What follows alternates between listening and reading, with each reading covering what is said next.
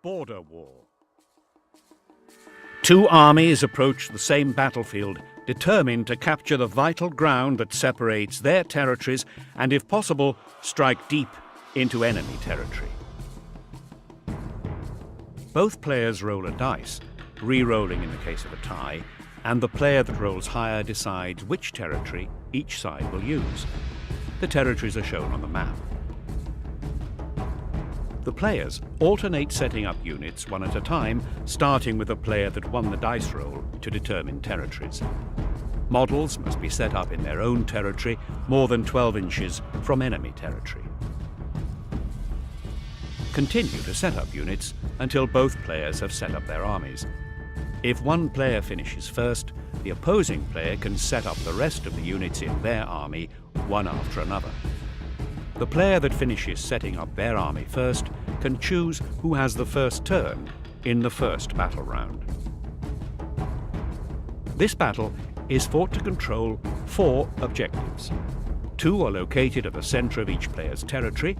The other 2 are located on the border between the players' territories, one at the centre of the left half of the battlefield and one at the centre of the right half, as shown on the map. A player controls an objective if, at the end of any turn, they have more models from their army within 6 inches of the objective than there are enemy models within 6 inches of it. The objective remains under the player's control until the enemy is able to gain control of it by having more models within 6 inches of it at the end of a turn, even if the capturing models subsequently move away. You score victory points for each objective you control at the end of each of your turns.